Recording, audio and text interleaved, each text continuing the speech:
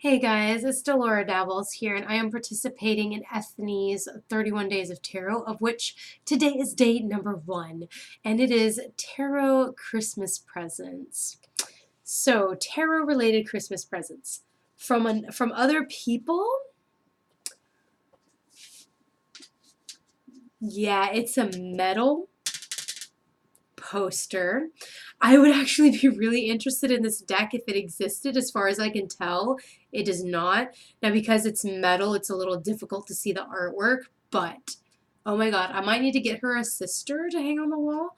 All of the majors are women, and this came from Displate, so I haven't hung it up yet, but oh my gosh, it is absolutely beautiful. And I also got a 30% off coupon for another one, so that was kind of cool. um, Christmas presents that I got myself for the, well, actually there's 2 more presents that I am going to get when I actually visit my family in Mobile. So my mom has 2 tarot decks, and I'm going to try my damnedest to pull them up on Messenger. So let me pause this.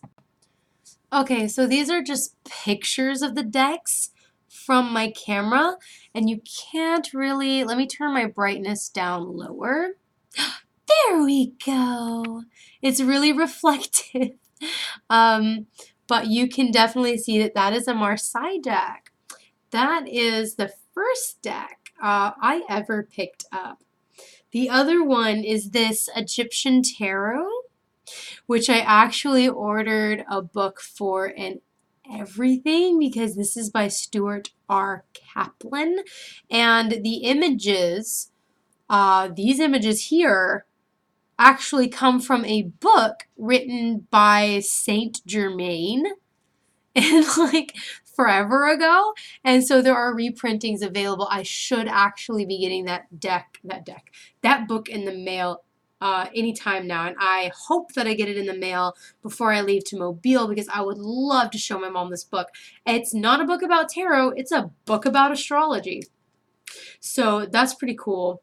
And I only know about that because of like a Google search gave it to me. So I have those 2 decks coming to me. They are decks that my mother has had for a long time and is giving to me because, you know, she's been really wonderfully supportive with me through this this year and doing tarot as an adult. She was not supportive. She was the opposite of supportive when I was younger, and I'm sure I'll do a story about that at some point. I'll look for an excuse to do that. Anyway, as far as buying myself tarot presents, let me get them all compiled together here because it's kind of a lot. Okay, so I have them all compiled here. I don't really use oracle cards, but that's something like I really want to branch out and explore more in the year 2020. And so for me, that meant picking up oracles. So of course, I got the animal spirit and the archetypes because I'd only gotten her Kim Krans's Wild Unknown Tarot like a month ago. So like November, like not quite Black Friday, because I kind of got it a little bit before Black Friday. I just couldn't wait for it. Anyway, so it included getting oracles. A lot of my Christmas also included supporting artists that I really like. So of course, the other artist that I really liked had to support was Patrick Valenza. So unfortunately, my tuck box for the Deviant Moon Tarot Borderless Edition fell apart, so I made this new box for it and just kind of glued the sides of my old box to this new box. So like I've had this for a very long time and always kind of, you know, lusted after some of his other decks. Particularly, I lusted after the Triomphe. So he sent me the Triomphe, and he sent me the 3 extra cards that he usually does send out with the Triomphe. The 3 extra cards that he sent with me with the Triomphe, and I have them all in order. So I have 2 Devil cards, And of course I have the lightning card. This one actually came inside of the box with the box. You have the lightning and you have the tower, right? You have this star card and the other star card. Right now I just have them all in order because I'm not really using this deck right this second, and I also haven't exactly chosen like which one I want. And you have these two different judgment cards. I just really, really love and appreciate that the three different cards that he sent me were all matching this one. So like he didn't send me any paradoxical versions. He didn't send me any duplicate cards. I really, really appreciate that I got all different ones. So that was really, really sweet of him. I also got the Abandoned Oracle, which he doesn't like to spoil his oracles, so I don't want to spoil his oracles either by showing them off, but I will say there's a spider card, and I love him for that. I also have the Mildred Payne Oracle. I went ahead and bought, like, I bought the second edition, which is kind of like it has all of the cards in it. And then you get the expansion that has the last like 15. It has 70 to 84. Yeah, so like the last 15. So this is the second edition along with the latest expansion. So this is 84. Cute little tiny cards, and I have already edged them because I can't not edge my cards. Just can't. And of course that was Patrick Valenza's work, so I had to take a little while to show it off. I just love it. The other artist I just had to support was an artist that I've also been lusting after. However, I didn't have any of his work before. It is James of Pixel Occult. I wanted to also get his Adorabyssal Oracle, but he was out of it, but he's working on it, and it's actually going to be the second edition, which means that it's going to be an improvement on the first edition. So I'm actually anxiously awaiting his release of the second edition of the Adorabyssal Oracle. In the meantime, though, the Neon Moon is like a cyberpunk Rider-Waite-Smith deck. Amazing, right? The Wayward Dark is a black and white Thoth-based deck. And another thing about James at Pixel Occult, everything is so gender inclusive. Like, it's not just LGBTQ inclusive, right? Like, it's gender inclusive. It is like, huh, I wonder what gender that person is. Wait, it doesn't fucking matter what gender that person is, right? And like, let me just give you an example. For instance, so the priestess is almost always viewed as like this beautiful woman, right? This doesn't quite look like a woman now, does it? There are no breasts. But who says that this isn't a woman, right? So it kind of like makes you think, right? So it's like it doesn't have to be a woman to be the priestess, or a woman doesn't necessarily have to have breasts. And I like that. And the Empress and the Emperor match. They both have like tree bark growing on their limbs. And there is a lot of delicious esoteric goodies still to be found in this deck. Even though it is a themed Thoth deck, it is themed in that it is a macabre chthonic underworld. I hope I'm saying the word chthonic right. But yeah, absolutely beautiful. It comes in an amazing tin. And this is not one of those little bitty US game pocket tins either. This is a legit size tarot deck that comes in a tin. So those were the artists that I just absolutely had to get more than one of their work. Now, if Arthur Wang had more work out, I would have gotten more, but you know, the True Black Tarot was so beautiful.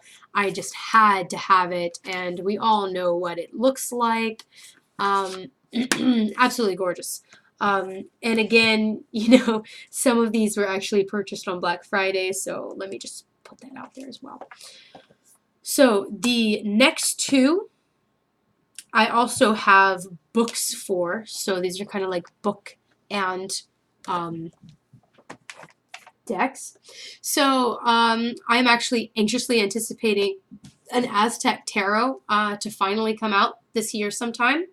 But there is a Maya Tarot that is out. They are extremely different, but similar in a lot of ways. But I'm still like very interested in all things Mesoamerican as an anthropology minor. So I figured, why not get the Maya? Because I've also been interested in the Maya, so why not just take a break from Aztec studies and learn a little bit more about the Maya while at the same time enjoying this beautifully crafted deck. It is the Xultun Tarot, and this is the book that goes with it. Now, the book is actually really, really amazing. It describes the astrological correspondences very well without overbearing you too much. So it's a very good intro to astrological correspondences. Because even though it's the Xultun Maya Tarot, it does have Western zodiacal correspondences on the cards, which I thought was an interesting kind of collaboration, right? Now this one was kind of more recent. Now there is a really, really old deck of these medicine cards at my witchy shop, and they're very expensive and they're much smaller. And I saw that they had a new edition that are bigger and come with this. And I don't know if the medicine cards are the same or different or what. I'm still kind of eyeballing the really expensive out of print ones. But I like that it came, and it came in like one box with like styrofoam in it, but of course I threw that box away. I haven't actually gotten to play around with this much, but I will say that it is quite a fun little deck. I've never in my life wanted to read back a deck so hard, because look at the fronts of these. It is a very northern Native American, and these are the backs. And that shade of blue is like such a strange shade of aqua. Like, don't know what to do with it. What's really, really cool about this deck is that all of the animals are inside of these dream catchers, and you have about, I believe you have 9 blank dream catchers. What? You have 9 blank dream catchers. So you can do with them what you will, I suppose. That's really cool. I wish I'd had more time to kind of obsess over these and just really study them so that I can tell you how cool all these things are. But since I just got them for Christmas, there's a lot that I haven't been able to look at. I have a lot of books that I got myself for Christmas, but I'll just save that because she has a specific one about books. So, oh, and I almost forgot. These, they're not tarot or oracle. I got the Siecle Kippler. I have the Kipperkarten, original German Kipperkarten, coming in the mail soon. Soon, damn it. At some point. They should have already been here. I ordered them at the beginning of December, but they are coming from the UK, so I'll cool my jets. I got the Bluebird Lenormand, which is great because it comes with extra people cards so that you can have 2 ladies that are still facing each other and 2 gentlemen that are still facing each other, which makes reading for LGBT querents so much fucking easier. I wish they would do that with the Kipper already. Come on, guys. Get on it. Get on it. I have the Piatnik Gypsy, which is the 36 German Gypsy deck. 36 card German Gypsy deck. This is the 52 card Sibilla Gypsy deck. It is Italian, I believe. It's 52 cards. So I have a 36 card Gypsy and a 52 card Gypsy, 1 German and 1 Italian, because I just can't not. And I have the Gyspsy Witch, which